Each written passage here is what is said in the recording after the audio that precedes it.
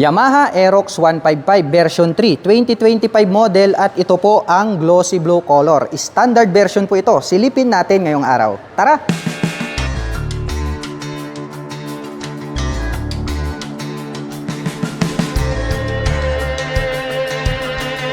Yamaha Aerox 155 version 3, 2025 model, standard version. At ito po ang glossy blue color. Ang lupit po talaga ng kanyang bagong body and design. Mapunta po tayo rito po sa kanyang main headlight. Gumagamit na po pala ng projector para po rito sa kanyang high beam and low beam. At mayroon naman po itong makapal na daytime running light. At dito na rin po located sa bandang itaas, ito pong kanyang mga LED na turn signals. At dito po sa bandang gitna naka V-shape design po ito.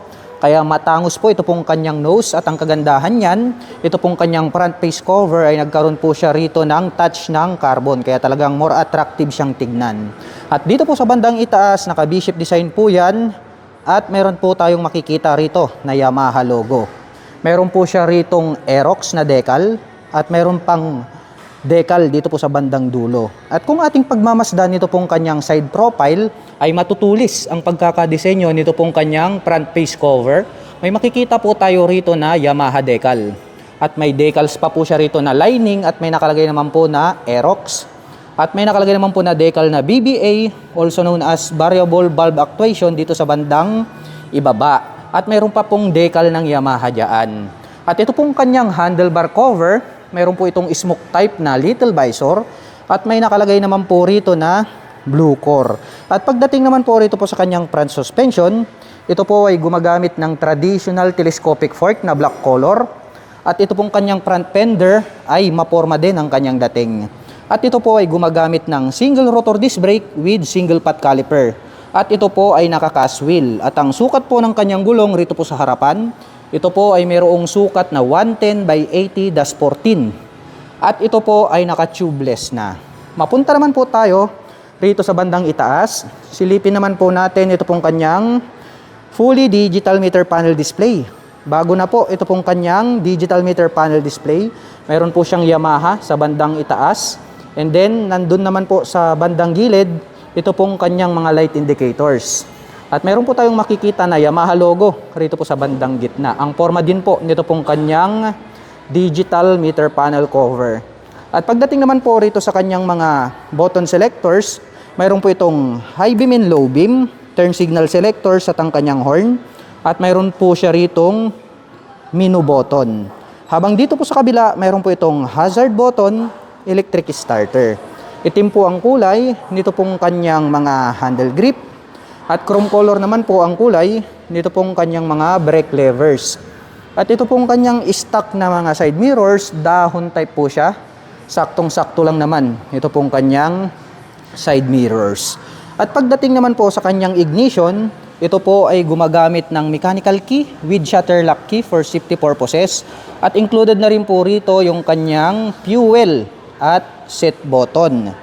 At dito po sa bandang gitna, may nakalagay po rito na Yamaha Motorcycle Connect na decal. So meaning to say, may Y-Connect po ito. At pwede po nating i-connect rito yung ating mga mobile phones. And then ma-access po natin yung kanyang internal system.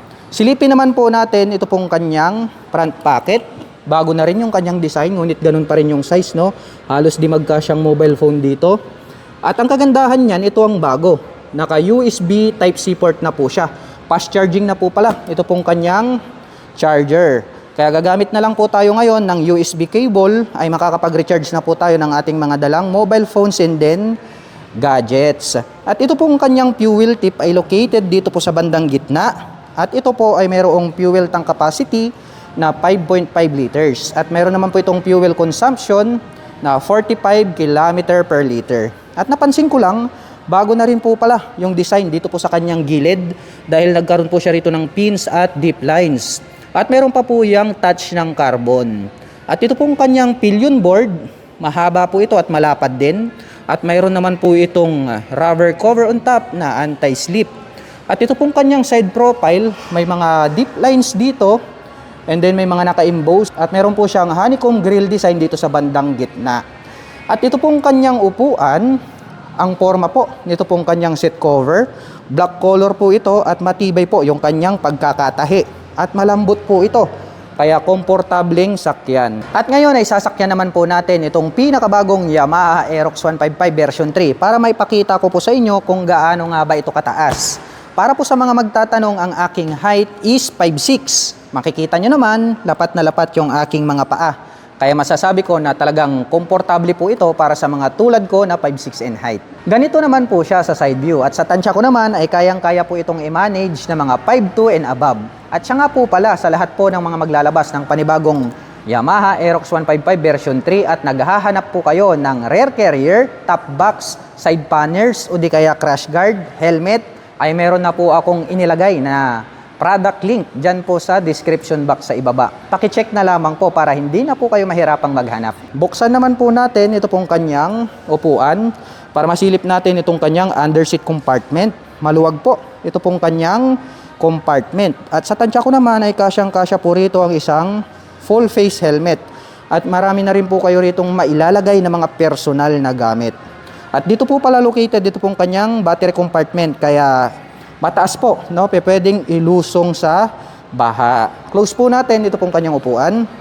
At ito pong kanyang integrated na grab bar is connected po yan dito sa kanyang pairings. May makikita tayo rito na decal. At dito po sa bandang dulo, may nakalagay po rito na Yamaha logo. At ito po ay equipped with side stand engine cut-off switch. Once po na naka-engage ito pong kanyang side stand, ay hindi na po magi-start ito pong ating scooter. Sa ganong paraan ay maiiwasan po nating madisgrasya pagdating po sa mga naka-engage na side stand habang pinapatakbo. Kaya very safe talaga ito pong side stand engine cut-off switch. At metal naman po ito pong kanyang center stand na black color. At ito pong kanyang pillion step, alloy po ito, not paintable yung color. At ito pong kanyang engine is black color po siya. May naka-intact naman po dyan na Yamaha. At ang haba po nito pong kanyang airbox cover. So ito pong kanyang engine ay the same lang din po sa previous model. So parehas lang po sila ng engine design. Ang naiiba lang is yung kanilang Yamaha Aerox 155 na SP version.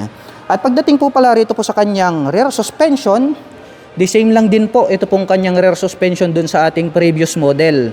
So yun pong ating SP version ay naka-dual sub-tank shock absorber po yun. Pero ito po ay naka-standard shock absorber po ito pong kanyang rear suspension. Mapunta naman po tayo rito po sa kanyang taillight. Bago na rin po pala ito pong kanyang taillight design at naka-full LED na po ito. At inspired po yan sa mga R-series. At ito pong kanyang turn signals na LED is bago na rin po yung pagkakadesenyo. Mayroon po itong plate light at ito pong kanyang rear fender, ang kanyang nagsisilbing plate holder. Mayroon pa po palang additional na light reflector dito sa bandang gitna. Mapunta naman po tayo rito sa kanyang rear braking system. Ito po pala ay gumagamit na ngayon ng single rotor disc brake with single pot caliper.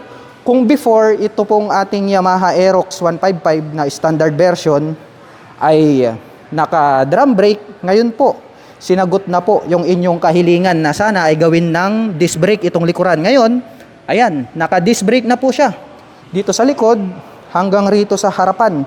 Kaya talagang napaka-forma na po ng kanyang dating ngayon. At ito pong kanyang stock pipe is black color po ito. Itim din po ito pong kanyang head protection guard. At mayroon naman po itong single exhaust. At ito po ay equipped with liquid cooling system. Ito pong kanyang radiator cover ay magkaiba po doon po sa radiator cover ng SP version. Ang lupit po nito pong kanilang bagong Yamaha Aerox 155 dahil talagang nakakabighani yung kanyang bagong body and design. At ang presyo po ng Yamaha Aerox 155 version 3 2025 model standard version ay nagkakahalaga po ito ng 125,900 pesos. At kung gusto mo naman pong kumuha ng hulugan ay kailangan mo pong mag-down payment ng 19,800 pesos.